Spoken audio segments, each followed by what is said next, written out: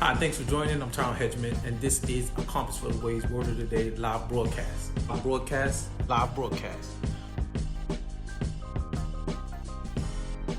I am the church.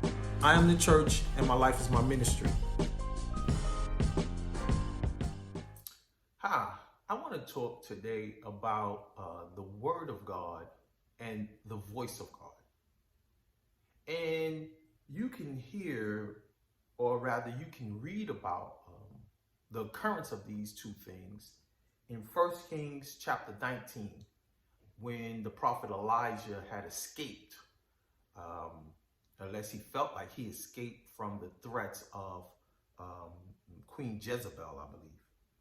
And when he was in the cave, it says in verse 9, it says, the word of God came to him, and he said unto him, what doest thou here, Elijah? The word of God came to him and said that. And it also says in verse 13, and as it was so when Elijah heard it, when he heard this still small voice, that he wrapped his face in his mantle and went out and stood in the entering of the cave. And behold, there came a voice unto him and said, what doest thou here, Elijah? The Hebrew meaning for the word voice or kol is sound, thunder, noise. It's loud. It's something that you hear with your natural ear. The meaning of the word voice, you hear it with your natural ear. The Hebrew word for word is dabar. And it's a word, matter, or thing. So a word comes in different forms. It comes as a message. It says you can speak a word. A word comes as a command. You can declare a word. You can teach a word. A word is sometimes a promise. It says a word, it can be a song. It can be a task. It can be work. So a word can come to you with sort of instructions because it's a matter or a thing. And that's the Hebrew definition for the word.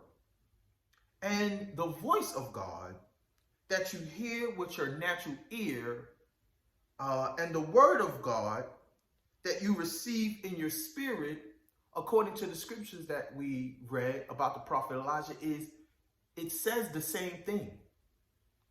So there's no distinction, there's no variation in the word you receive from God, the instruction, the command, the declaration, the song, the task, the message.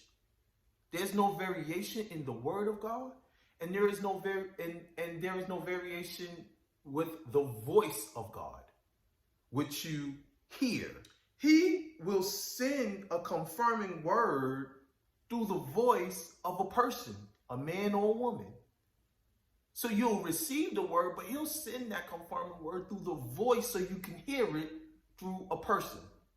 We know in Romans 10:14 it says, and how shall they hear the word of God unless there's a preacher? So you receive a word, and sometimes when you go to service and your bishop gets up and your preacher gets up, not everything you need to take in and receive. Everything is not for you, because what is for you will speak to the word that you studied and that you received on your own. You have people play church a lot, and they're big on religion. So they'll go and every word will be good. Oh, that was a good word. Oh, that was a good word. That was a good word. Every Sunday it will be a good word. Every Wednesday, every Friday will be a good word. But they'll receive nothing in their spirit. It will be no confirming word because they haven't received first the word of God. There hasn't been a study into his word. But when you receive a word, when you hear the voice of God, it will be confirmation to what you already received in your spirit in your alone time because of your fellowship and your relationship with God. So first get into his word and ensure that when you receive something in your spirit, anticipate the voice, because it's coming. It's coming from somewhere. Anticipate the voice of God to confirm what you received in your spirit. And it will be either a message, a command. It could be a song that we just read.